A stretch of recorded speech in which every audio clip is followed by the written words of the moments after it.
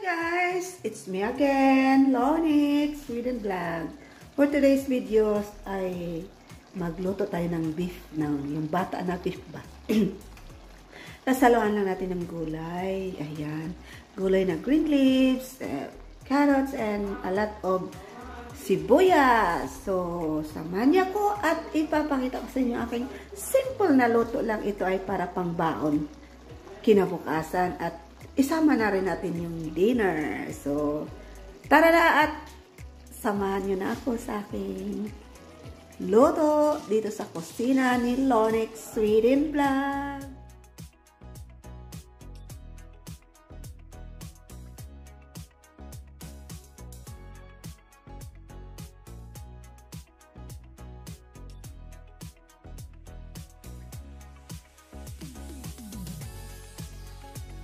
So guys, ito yung aking beef. Yan ay niluto ko na, tapos pinakahuli na lang itong ano to? Repolyo.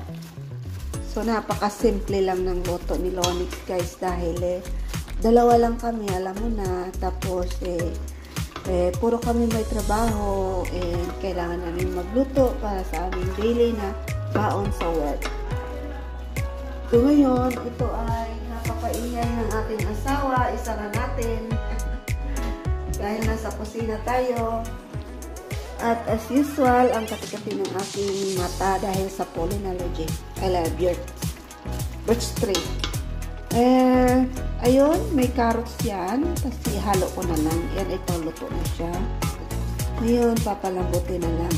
Ako kasi magluto, kailangan ko talaga ng yung mas maraming green leaves like itong yung repolyo at saka yung mga spinach.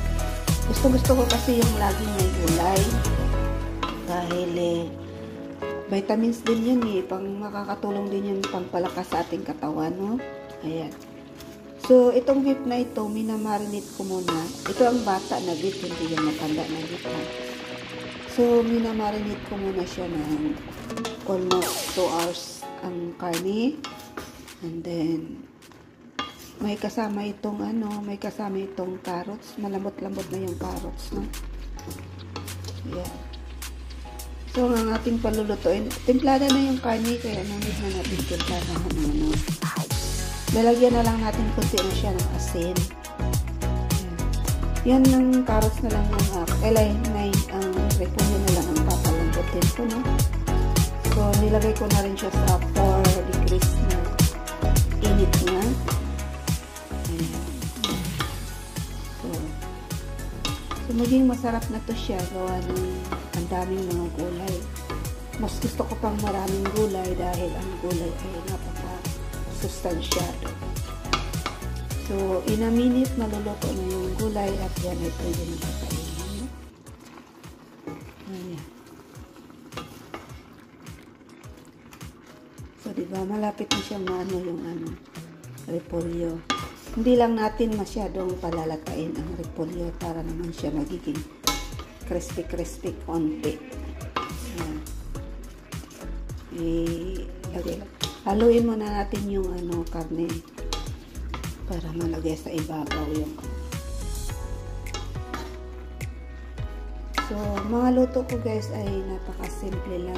Basta lang ay marunong ka lang magtimpla. Kahit hindi ka na mag-follow ng recipe, marunong ka nang magtimpla, ayun, mabubuhay na yung mundo mo na may ulam ka na. Ayan. Hanap ka lang ng diskarte kung anong mga ilalagay mo. Ayan.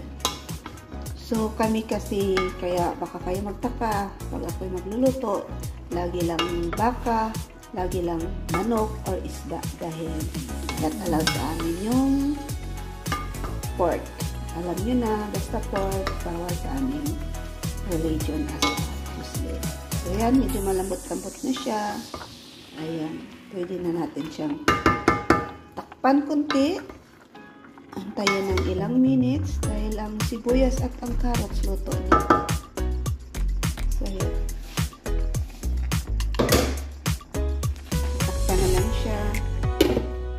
Antayin natin ng Ito nakalagay, oy, may nalaglag.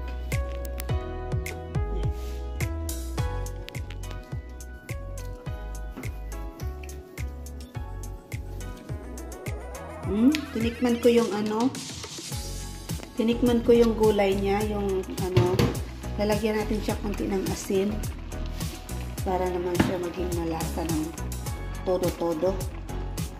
Ayan. So haluin natin para siya magiging lasang-lasa na ito.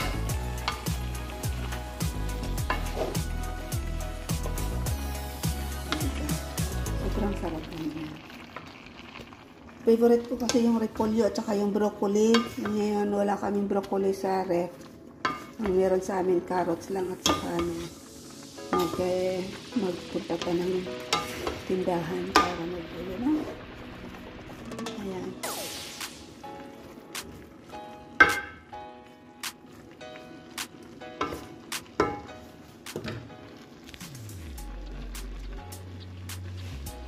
Bababaan natin, lagay natin ng number 3.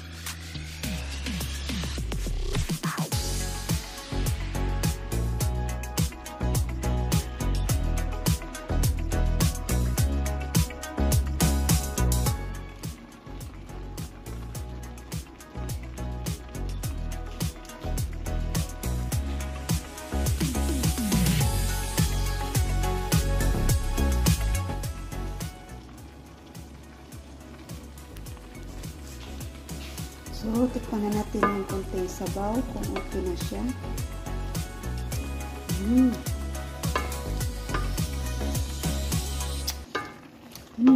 Plado na. Ngayon, medyo malambot na yung gulay at kayang-kaya na niya yan. Patayin natin siya ng 0 para yung pagpalipit ko siya, yan na lang ang pag-gano niya. Yan.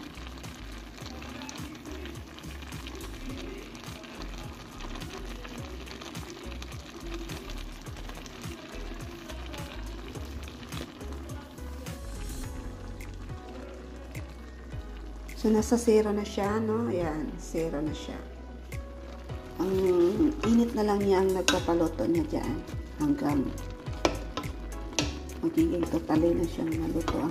Pero ang repolyo luto na. Kaya, pahinaan na lang dahil mainit pa naman ang kalan niya. So, ayan.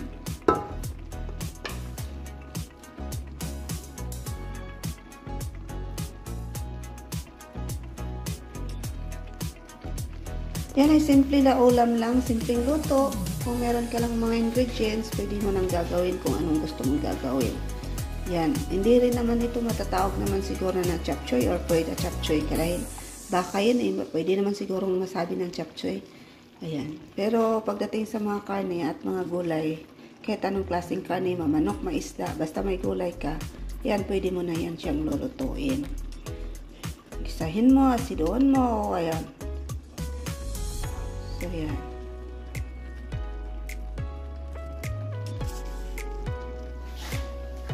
So, absorbin na lang natin yung ano niya hanggat siya malata, no?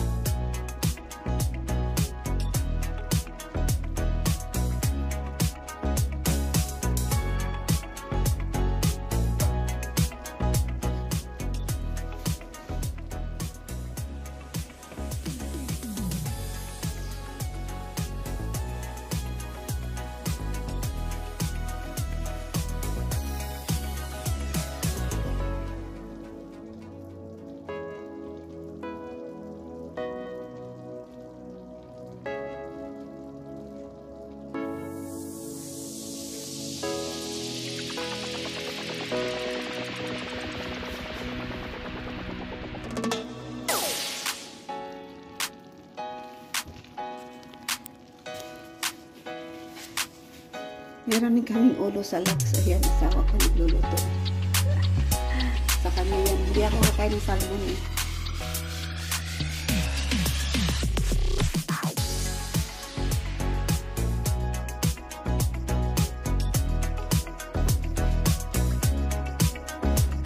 Medyo ganda na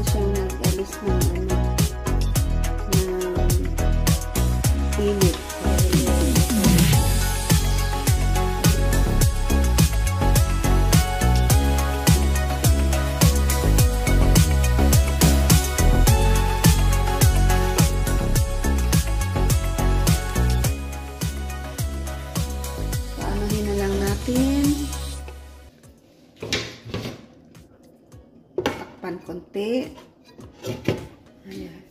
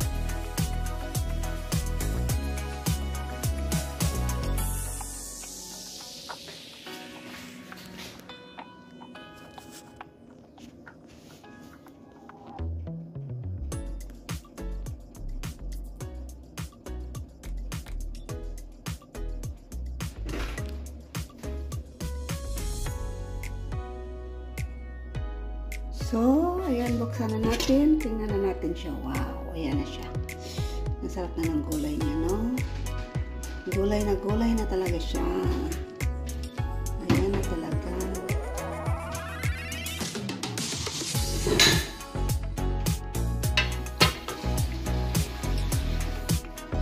So, ito ay pwede nang kainin at kaunin bukas. Yun, natapos na rin ang aking pagluluto, and thank you so much for watching. See you next time sa aking vlog, and don't forget to like and share, subscribe, and click the button bell for the next notification. So guys, hanggang dito na lang, at see you next time sa aking video.